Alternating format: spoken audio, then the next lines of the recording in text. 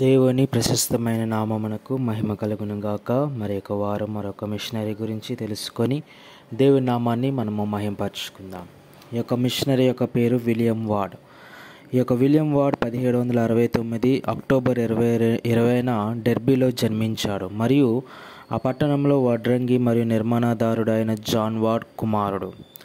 అలాగే స్టెఫోర్డ్ సైడ్లోని Burton upon Trent సమీపంలోని స్టేటన్లో రైతు అయిన థామస్ వార్డ్ యొక్క మనవడు ఈ యొక్క విలియం వార్డ్. అతని చిన్నతనంలోనే అతని తండ్రి మరణించాడు మరియు అతని పెంపకం బాధ్యత అతని తల్లిపై పడింది.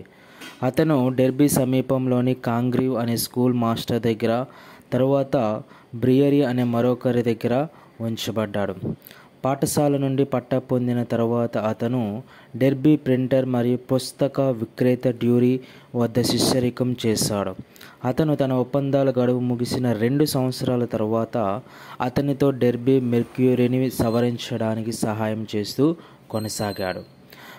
తరువాత అతను స్టెఫోర్డ్కు వెళ్ళిపోయాడు. అక్కడ తన మాజీ మాస్టర్ బంధువు జాషువా డ్యూరీకి స్టెఫోర్డ్షైర్ అడ్వర్టైజర్గా సవరించడానికి సహాయం చేశాడు. మరియు 1794-95లో హాల్కు వెళ్ళాడు. అక్కడ అతను ప్రింటర్గా తన వ్యాపారాన్ని కొనసాగించాడు మరియు కొంతకాలం హాల్ అడ్వర్టైజర్కు సంపాదకుడిగా ఉన్నాడు. విలియం వార్డ్ చిన్నతనంలోనే బాప్టిస్ట్ అయ్యాడు మరియు 1796 ఆగస్టు 28న హాల్లో బాప్టిజం పొందాడు.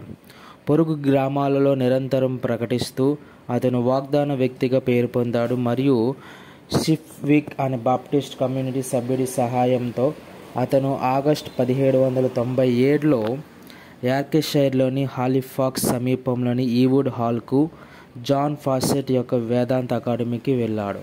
అక్కడ అతను 1.5 సంవత్సరాలు చదువుకున్నాడు. 1798 శరదృతువులో బాప్టిస్ట్ మిషన్ కమిటీ ఈవుడ్ను సందర్శించి మరియు విలియం వార్డ్ తనను తాను మిషనరీగా సమర్పించుకున్నాడు. బహుశా 1793లో విలియం క్యారీ భారతీయ మిషన్ రంగంలో ప్రింటర్ అవసరం గురించి అతనికి చేసిన వ్యాఖ్య ద్వారా ప్రభావితమయ్యాడు.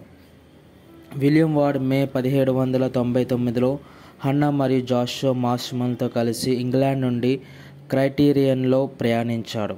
కలకత్తాకు చేరుకున్నప్పుడు ప్రభుత్వం నుండి వచ్చిన ఆదేశం ప్రకారం అతను క్యారీతో చేరకుండా నిరోధించబడ్డాడు మరియు తద్వారా సెరంపూర్లోని డానిస్ స్థావరానికి వెళ్ళవలసి వచ్చింది. అక్కడ అతనితో క్యారీ చేరాడు. భారతదేశంలో బెంగాలీ, మరాఠీ, తమిళం మరియు 23 ఇతర భాషలలోకి అనువదించబడిన తర్వాత గ్రంథాలను వ్యాప్తి చేయడానికి ఉపయోగించే కమ్యూనిటీ ప్రింటింగ్ ప్రెస్ను పర్యవేక్షించడంలో విలియం వార్డ్ ప్రధానంగా సమయం గడిపాడు.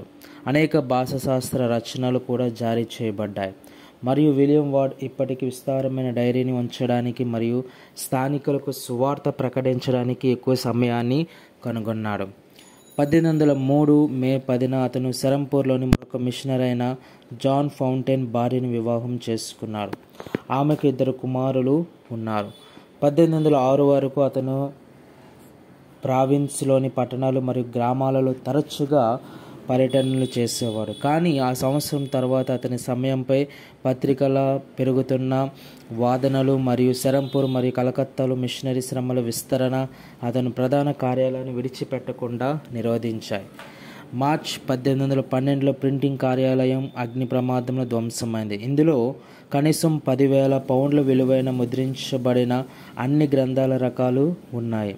అయితే తాజా రకాన్ని వేయడానికి అచ్చులను శిథిలాల నుండి స్వాధీనం చేసుకున్నాడు విలియం వార్డ్ మరియు గ్రేట్ బ్రిటన్లోని స్నేహితుల సహాయంతో నష్టాన్ని త్వరలోనే భర్తీ చేశారు.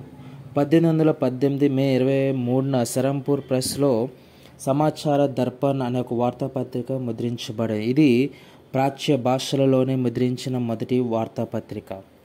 1818లో కొంతకాలంగా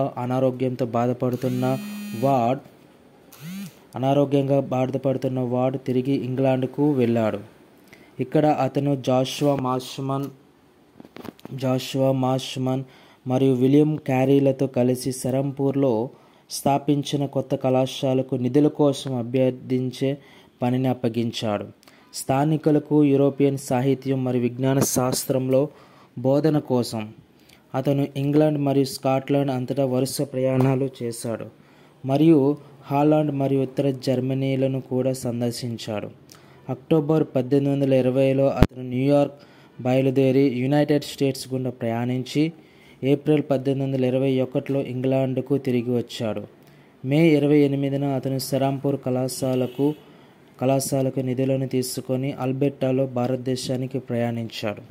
ఫలితంగా విలియం వార్డ్, మార్ష్మన్ మరియు విలియం క్యారీ సెరాంపూర్ ట్రియో అని పిలువబడ్డారు. విలియం వార్డ్ 1823 మార్చి 7న సెరాంపూర్లో కలరా అనే వ్యాధితో మరణించాడు మరియు మిషన్ శ్మశాన వాటికలో ఖననం చేయబడ్డాడు. ఆమేన్.